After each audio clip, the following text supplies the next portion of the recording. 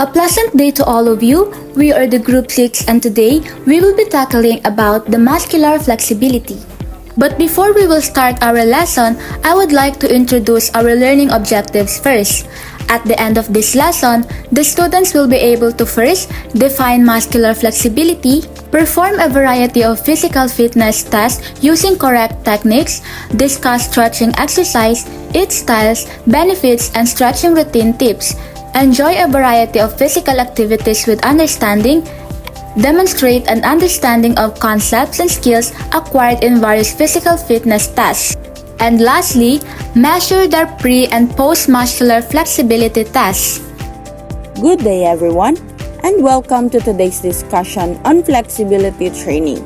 This is the video report presentation of the Group 6 with our topic, flexibility. So as we all know, regular exercise is essential for maintaining a healthy lifestyle. However, many of us tend to focus on cardio and strength training, neglecting a crucial aspect of fitness, which specifically the flexibility. Today, we'll explore the benefits of flexibility training, its importance, and why it should be a part of our regular workout routine. So what exactly is flexibility? Simple, flexibility refers to the range of motion of our joints without stiffness or discomfort.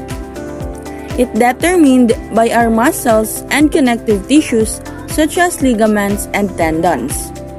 For instance, flexibility is about having strong muscles that allow for a greater range of motion, making everyday activities and exercise easier and more efficient. So why is flexibility training important? Well, as we age, our flexibility naturally decreases. This can lead to stiffness, reduced mobility, and increased risk of injury. So by incorporating flexibility training in our routine, we can maintain our range of motion, reduce muscle soreness, and improve our overall quality of life. These are some of the benefits of flexibility training according to the American Council on Exercise year 2009. First one is greater freedom of movement and improved posture. Flexibility training increases the range of motion in our joints, allowing for more fluid and efficient movement. This can improve our overall posture by enabling our muscles to support our skeleton more effectively. Good posture reduces the risk of back and neck pain and can even improve breathing and digestion, which increases flexibility. You're able to move more comfortably and confidently, whether you're engaging in everyday activities or athletic pursuits. Second, increased physical and mental relaxation. Flexibility training can help reduce muscle tension, which can contribute to feelings of stress and anxiety. By releasing physical tension, you can promote a sense of relaxation and calm. This can be particularly beneficial for individuals who experience stress-related conditions such as insomnia or headaches. Regular flexibility training can also reduce mental stress and anxiety by promoting a sense of well-being and calm. Third one, this can releases muscle tension and soreness. Stretching and flexibility exercises can help alleviate muscle tightness and soreness, making it easier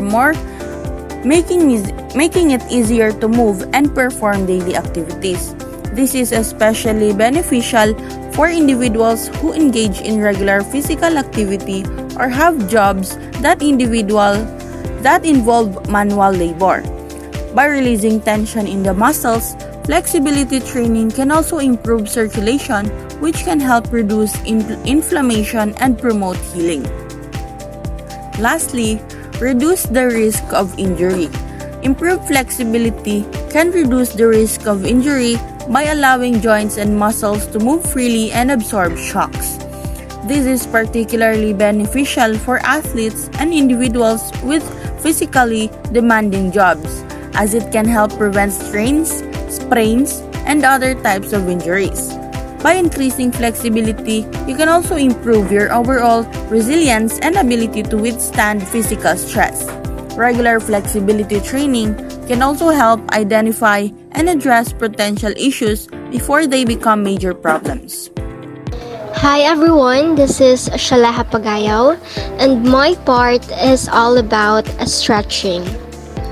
A stretching exercise is a form of physical exercise in which a specific muscle or tendon or muscle group is deliberately flexed or stretched to improve the muscle's felt elasticity and achieve comfortable muscle tone, according to Wikipedia 2020. So, ang stretching exercise focuses on improving flexibility and muscle tone by elongating or mas lalong sinestretched out yung motion sa ating muscles or mas pinapahaba yung range of motion sa ating joints. Stretching enhances flexibility. It is recommended that you do a light cardiovascular warm-up or yung mga warm-up na hindi masyado ganun ka-intense for a few minutes before stretching.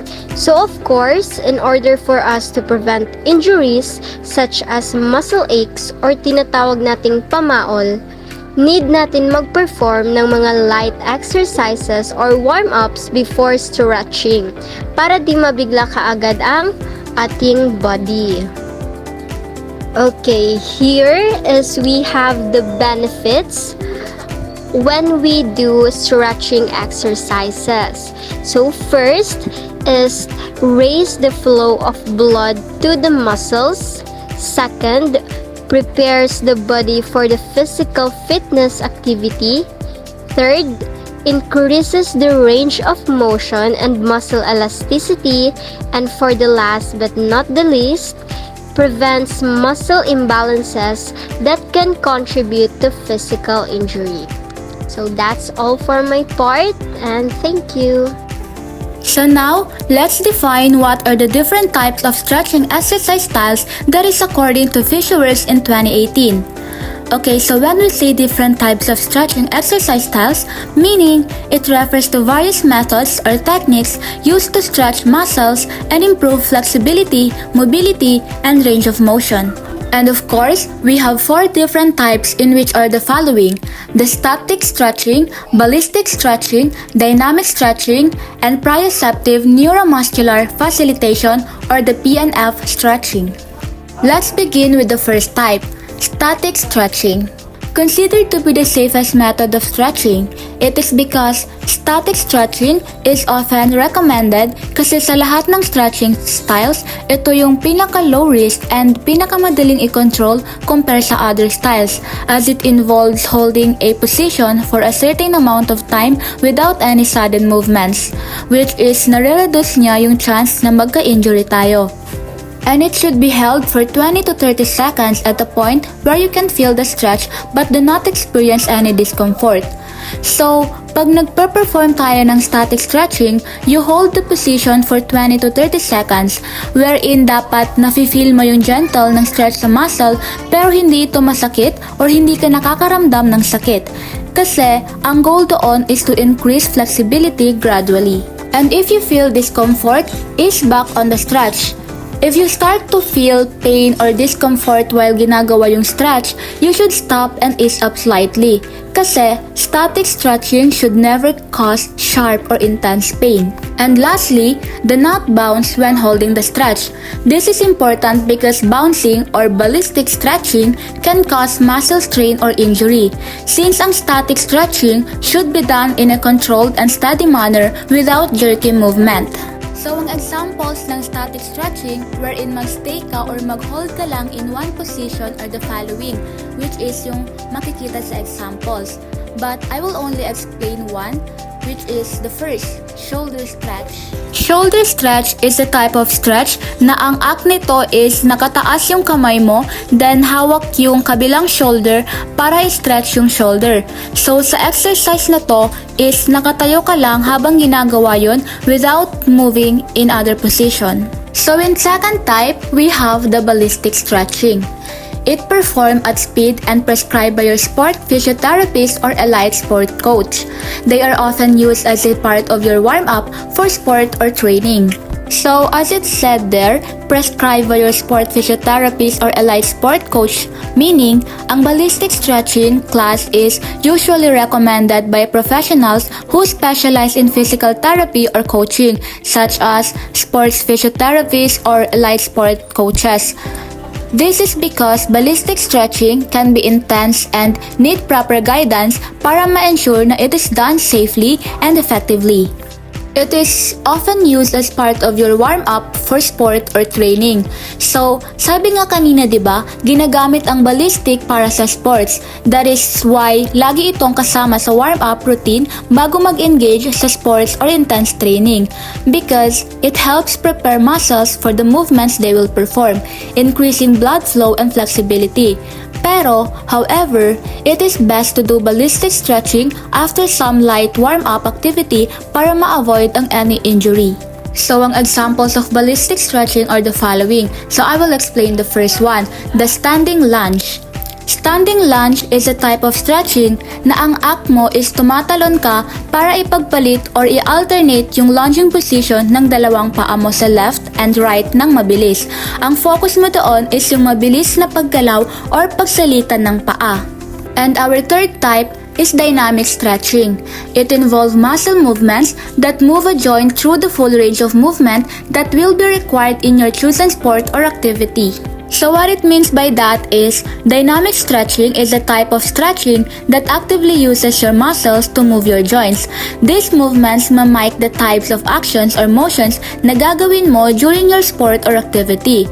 The goal is to improve flexibility and mobility by gradually increasing the range of motion sa joints mo through controlled, flowing movements. For example, kung maglalaro ka ng soccer, dynamic stretching would involve leg swings or lunges para i-prepare yung hips and legs mo for running and kicking.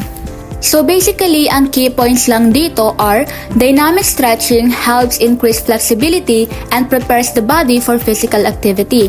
It involves controlled movements and requires continuous muscle activity. It is also physically done before exercise or sport to warm up the body and improve range of motion. And the examples of dynamic stretching are the following, and I will explain the Vinyasa flow. Vinyasa flow is a type of stretching na may kasamang galaw at paghinga tulad ng yoga. Nag-iiba yung position ng katawan natin dito, kaya ang stretch ay nagiging dynamic o patuloy na gumagalaw. Halimbawa, kapag gumagawa ka ng sun salutation sa yoga, ito na yung Vinyasa flow. And of course, our fourth type or the last type of stretching exercise styles is the proprioceptive neuromuscular facilitation, or also known as the PNF stretching. PNF stretching involves a component of stretch, muscle contraction, and further stretch. This process is usually repeated several times and uses the trick on the muscle spindle reflex to help elongate your muscles. Meaning, PNF stretching is a technique na combine ng stretching and muscle constructions. So una, i-stretch mo muna yung muscle, tapos i-contract mo siya or yung related na muscle against resistance, tapos after ng construction is i-stretch mo siya ulit. Mas effective siya for increasing flexibility kasi ginagamit niya yung natural reflexes ng muscles para ma-achieve mo yung mas greater na stretch. And it is stated there na this process is usually repeated several times. And meaning, the PNF stretching is hindi lang ginagawa ng isang beses. Like what I've mentioned a while ago, usually, paulit-ulit siyang ginagawa para slowly ma-increase yung range of motion ng muscle na stretch. Each repetition involves stretching, contracting, tapos stretching ulit. Pag paulit-ulit kasi siyang ginagawa class, mas nagiging flexible yung muscle over time. And last, use a trick on the muscle spindle reflex to help elongate your muscles. This means the muscle spindle reflex is a mechanism in your muscles that makes them contract when they are stretched too far para maiwasan ng injury. PNF stretching takes advantage of this reflex. When you contract the muscle muna, bago mo i-stretch ulit, it tricks the muscle spindle reflex kaya mas madali mag-stretch at ma-extend yung muscle beyond its normal range. So basically, the key points ng PNF stretching are PNF stretching is effective for improving flexibility and range of motion. It combines stretching and muscle contraction to trick the muscle spindle reflex, allowing for a greater stretch, and of course, it usually involves multiple repetition of stretching and contracting. And take note din, PNF stretching is used by athletes and in rehabilitation settings because it helps achieve rapid improvements in flexibility when done correctly. The example of proprioceptive neuromuscular facilitation stretching is the following, and I will explain the first one, hold relax. Hold relax is an advanced type of stretching na karaniwan ginagamit para maging mas flexible. Like, gumagawa ka ng isang stretch, pagkatapos is kokontrahin mo yung kalamnan ng ilang segundo, tapos magre-relax ka, then saka itutuloy yung stretch. This idea helps our muscles na mag-relax para maging mas flexible. So, stretching for success. Number one is take a few minutes to warm up before exercising, as the exercising of cold muscles increases the risk of injury. It means cold muscles are more prone to injury. Take a few minutes to get your body moving to raise muscle temperature before stretching. Number 2, start with a low-intensity warm-up, like walking moderately while moving your arms around in a circular pattern. For example of this is walk slowly while swinging your arms in circles. This gently increases blood flow and preps your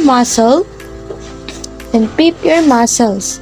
Number 3, try to warm up before stretching for at least 5 to 10 minutes. This duration helps your body ease into physical activity and reduces the risk of strains. Number 4, to start a workout, perform a dynamic type stretching routine before exercise and static. So, parang like you make a dynamic stretching before, and after naman is you do a static stretching. And number 5, you may have to change your stretching techniques if you have a chronic condition. Means if you have a chronic condition, you may need to modify how you stretch, listen to your body, or consult a professional. And number 6, finally, note that stretching does not mean you cannot get hurt or injured. Stretching, for example, will not prevent injury if you were overdoing it. So, stretching helps, but it doesn't guarantee you won't get injured, especially if you stretch too hard or too long. And that's all po.